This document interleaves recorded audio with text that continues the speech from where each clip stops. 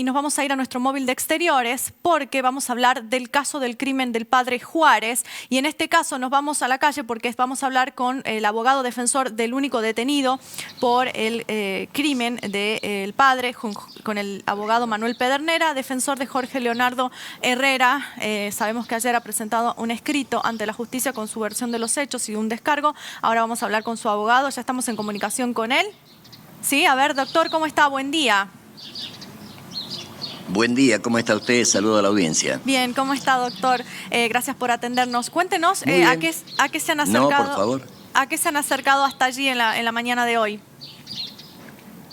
Y bueno, a cumplir un acto trascendente que es la citación formal a lo que sería la formalización de la declaración en calidad de ampliación de como imputado, que nuestro defendido anteriormente con los defensores que tenía en su momento negó el hecho, pedimos la ampliación, se suspendió para el día de ayer porque entendíamos que no se estaban cumplidas todavía todas las pruebas de alguna manera que necesitamos para una igualdad de armas sin de alguna manera poder ejercer eficazmente dentro de nuestras posibilidades humanas el derecho de defensa de nuestro pupilo con el doctor Ramón de Herrera.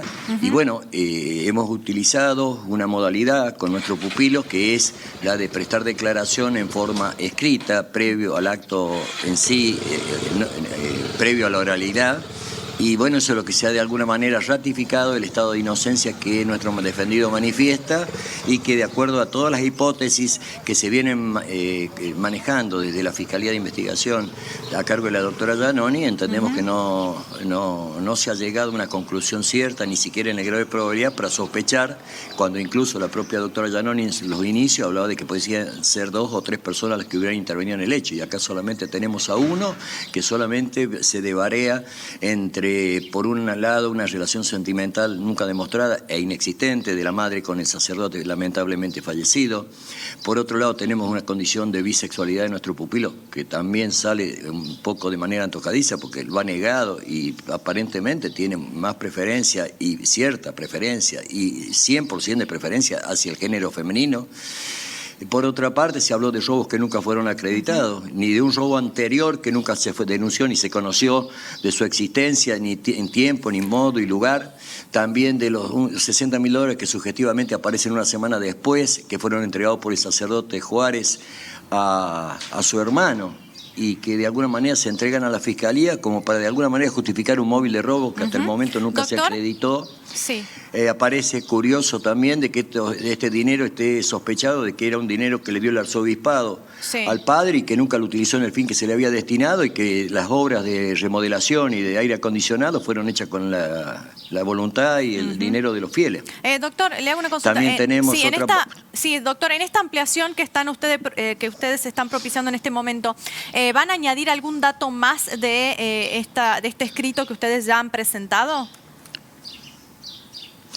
Podría ocurrir, pero no se lo puedo dar por cierto, vamos a estar a lo que nos informe, porque la señora fiscal, en la primera intervención que se le da para que se defienda nuestro defendido, hablaba de que el robo era para consumar un robo de las pertenencias o el dinero que llevaba el sacerdote en su poder, pero resulta que después nos enteramos que serían toda esta pluralidad de hipótesis, algunas contradictorias, donde tenemos, se hace una especulación de que sería el coche de él, el vehículo de él, y nunca se estableció ni el dominio, ni que la persona que aparece en la cámara sea él. Y hay un dato fundamental científico, que la autopsia indica que la muerte del sacerdote, conforme al vacío gástrico de la ingesta alimentaria, que habría ocurrido alrededor de las 22:30 horas, la muerte se habría producido entre la 1 de la madrugada a la 1:30. Y mi defendido, según las propias cámaras, dice que regresó al domicilio a las 23:50 y nunca más se registró su salida. Así que jamás puede haber cometido un hecho cuando él estaba en el interior de su casa. Doctor, también hace mucho hincapié en el escrito, por lo menos lo que se ha publicado aquí en las páginas de la Gaceta, en relación tanto a que tenía una relación cordial con el sacerdote, a que no existía ni una relación sentimental ni de él con el sacerdote, ni de su madre con el sacerdote, y que él ni siquiera estaba en la parroquia, sino que estaba en su casa al momento del hecho. Bueno, al momento que se estima por la autopsia, firmada por 2 médicos forenses del equipo de científico de investigación fiscal, se dice que la muerte dataría entre la 1 de la mañana y la 1:30 del día 15, no del 14. Y el día 14 a las 23:50 regresa a su domicilio y no sale. La relación era cordial, era una persona que frecuentaba el domicilio y no necesariamente con eso tenemos que suponer de que tenía una relación.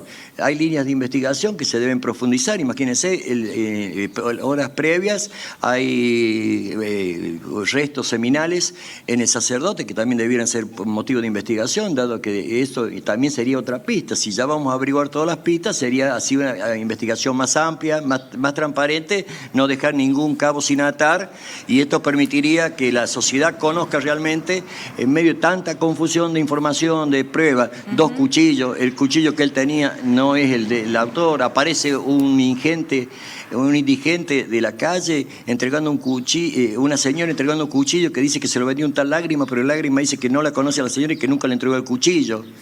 Se habla de una zapatilla, que hay muchas zapatillas de ese tipo. Respecto de las zapatillas, porque no sabemos que hubo pruebas en las últimas horas que se han dado a conocer de que coincidiría con las que se le habrían secuestrado a su defendido, que coincidirían las huellas encontradas en el lugar del crimen con el modelo al menos de las zapatillas.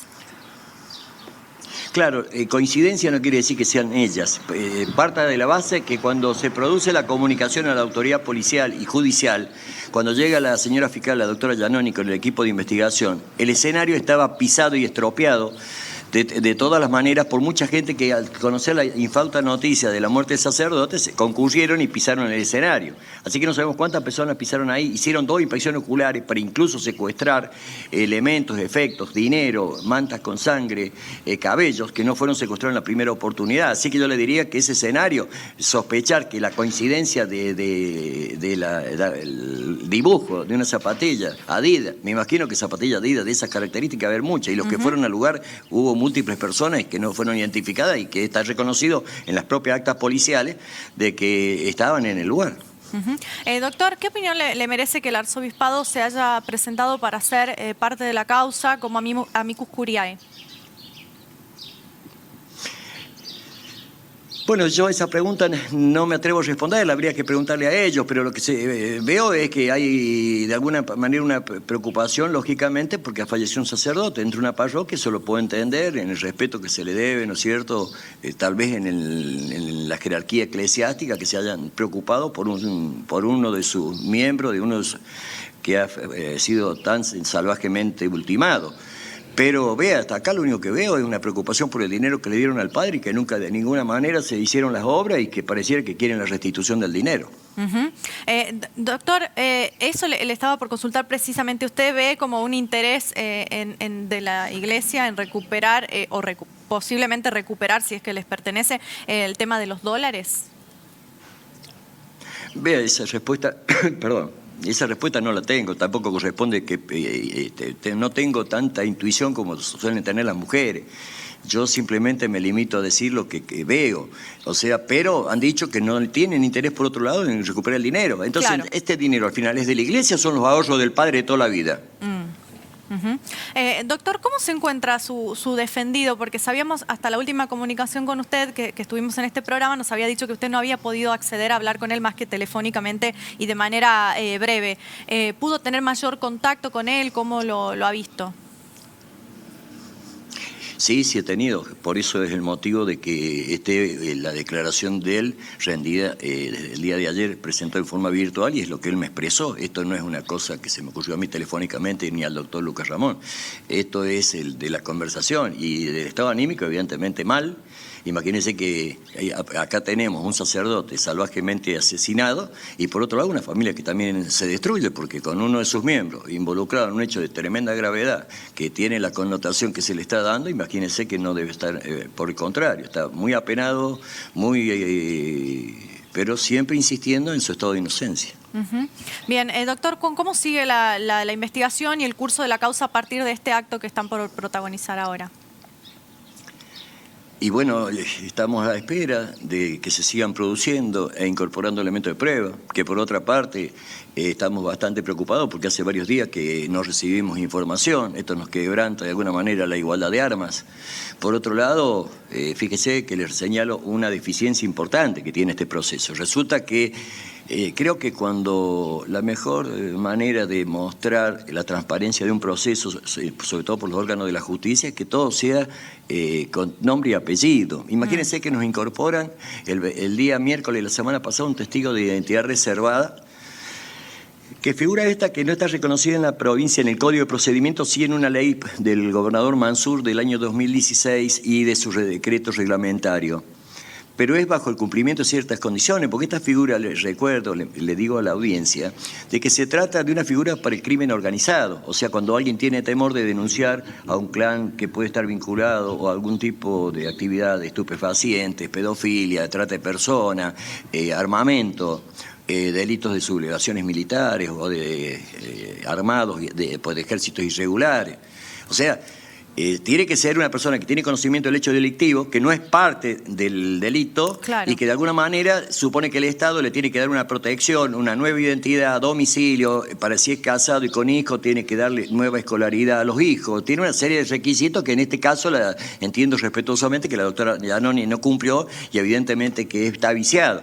Pero más allá de eso, que es irregular la incorporación de una figura de identidad reservada para este tipo de delitos como el que estamos hablando y que no se haya cumplido una comunicación a la Secretaría de Derechos Humanos de la provincia y todo el mecanismo previo que se debe dar y fundar en la ley esta 7.860, yo creo que en todo caso, si fuese procedente, lo que entiendo que no es así, primero habría que guardarlo bajo 7 llaves, la identidad de la persona para asegurar su integridad psicofísica, la propia y la de su familia.